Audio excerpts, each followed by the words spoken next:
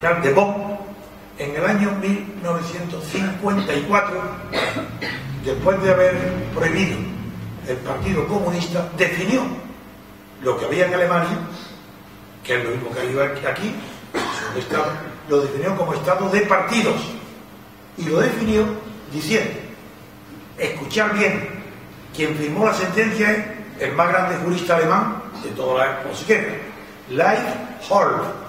Escuchar bien la definición. Dijo: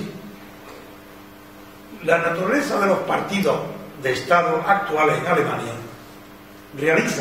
permite realizar con ellos la integración de las masas en el Estado.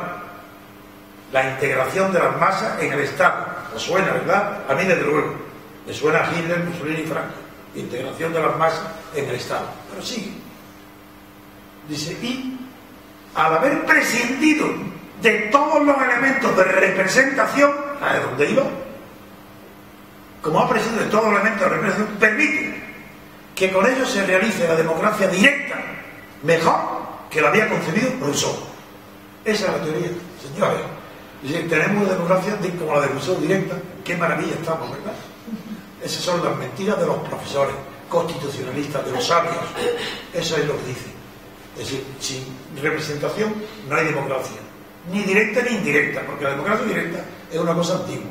Se entiende que en un ayuntamiento de 300, 400 o 1000 habitantes se reúnan 100, 200 o 300 y que decidan de modo directo y sin representación cualquier asunto local que afecte y que lo puedan ellos decidir.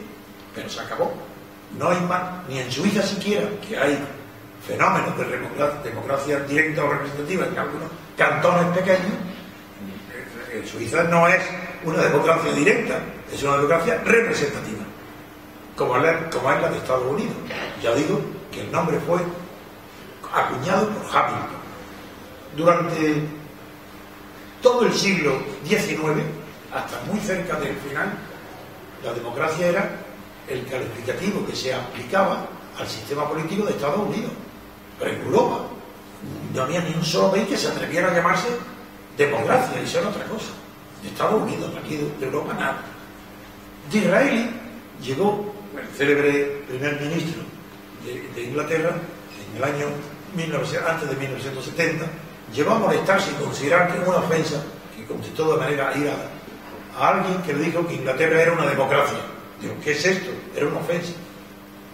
Pero luego se fue la demagogia de ver que la democracia gustaba en el pueblo y quien podía parecer, empezó a utilizarse ya la democracia para designar a lo que existía en Europa.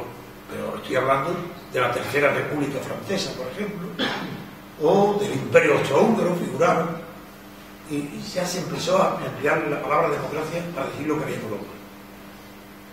Pero no se consagró el término todavía.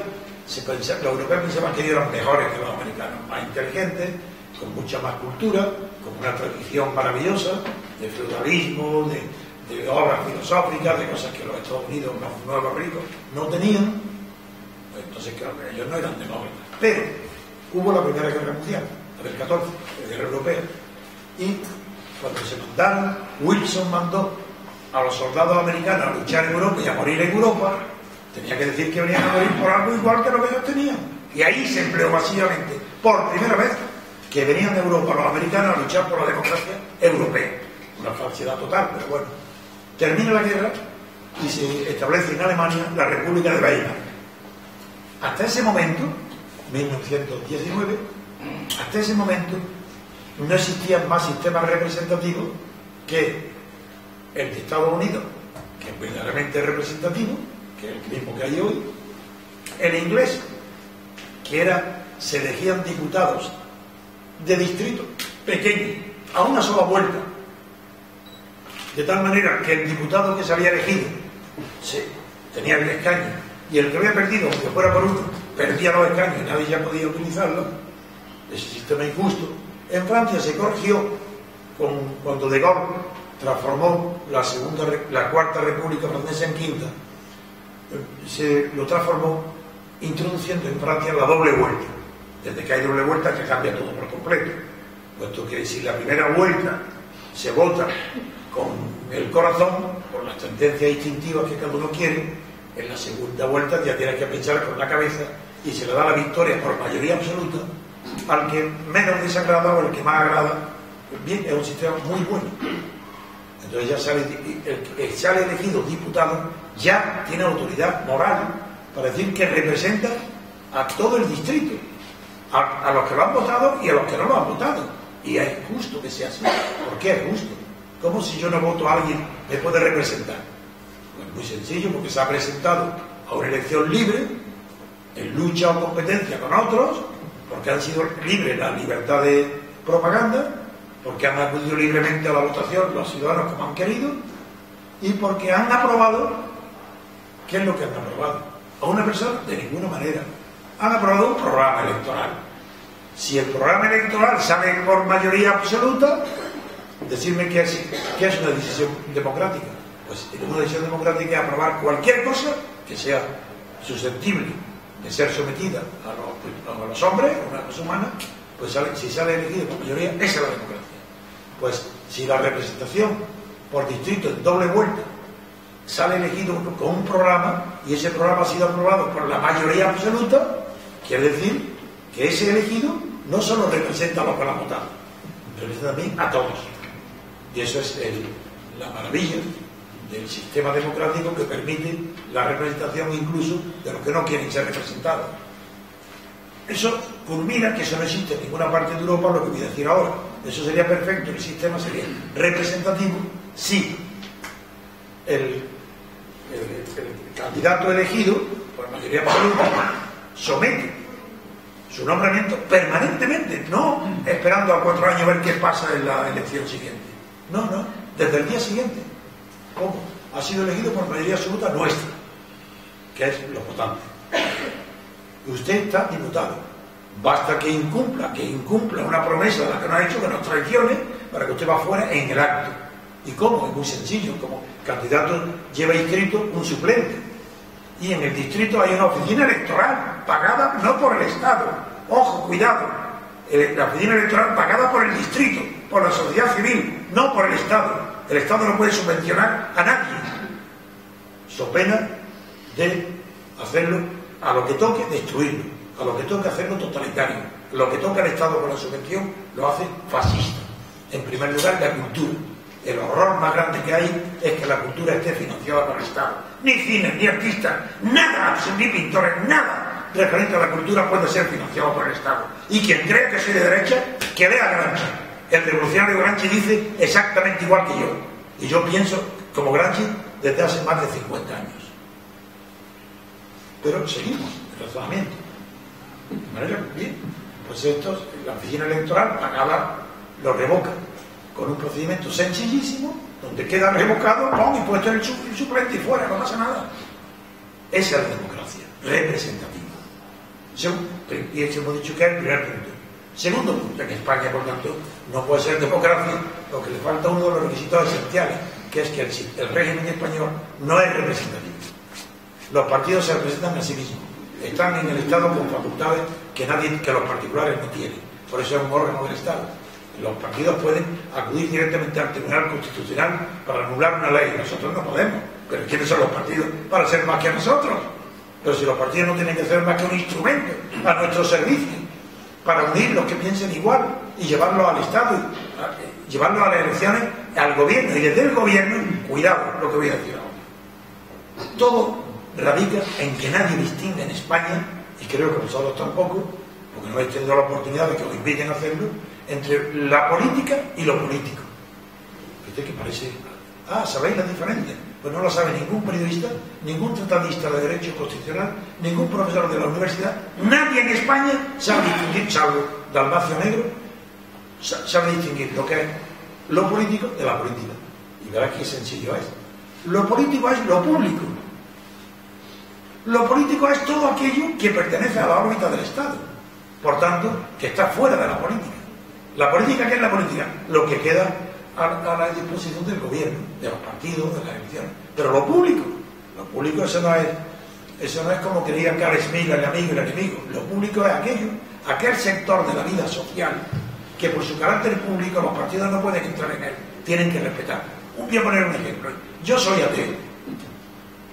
desde que tenía 18 años, no recién convertido al ateísmo. Y siendo ateo, como soy, creo, sincero y honesto, respeto a las religiones, sobre todo a la más frecuente que hay en España, la más numerosa, que es la católica. Entre otras cosas, ¿cómo no lo voy a respetar si mis padres lo eran? Mi abuelo y mi familia me eran. ¿Cómo no voy a respetar algo que eran mis padres? Eso es imposible que dejen de respetarme. Que yo sea ateo, eso que tiene que ver.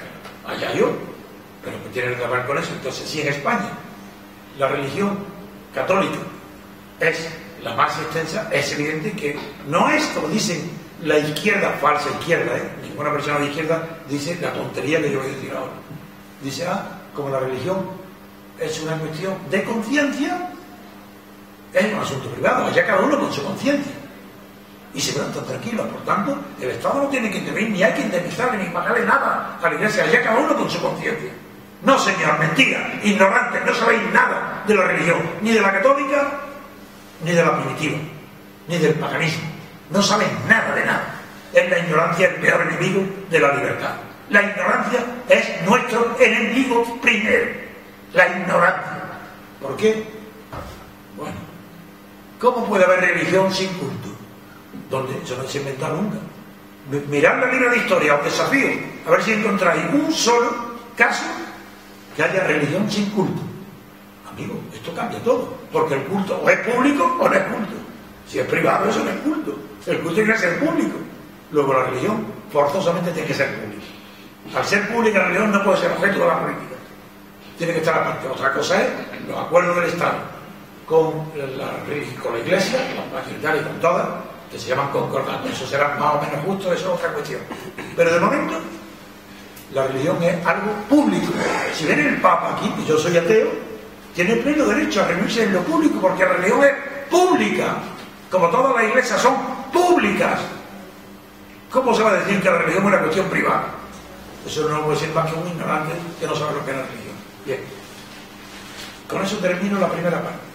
Ya he demostrado, creo, con la razón, y no hay absolutamente nadie que sea capaz de rebatirme, no aquí en la sala esta, ni en España, ni en Europa. No hay nadie, ni un solo intelectual, nadie es capaz de enfrentarse conmigo sobre la primera condición. Y es que el régimen español no es representativo. Miente toda la prensa, miente todas las radios, todas las televisiones, menos nuestra radio, que ya tenemos la libertad constituyente. Menos ella, todos los medios de comunicación mienten cuando dicen representación, régimen representativo. ¿De qué? Representación en España, cero, nada, no tiene. Es un Estado de partido, por tanto no representativo. Es un Estado muy parecido al Estado totalitario, al franquista, a la dictadura, solo que las dictaduras aquí no son permanentes. ¿Quién está hablando aquí? ¿Aquí hablan aquí?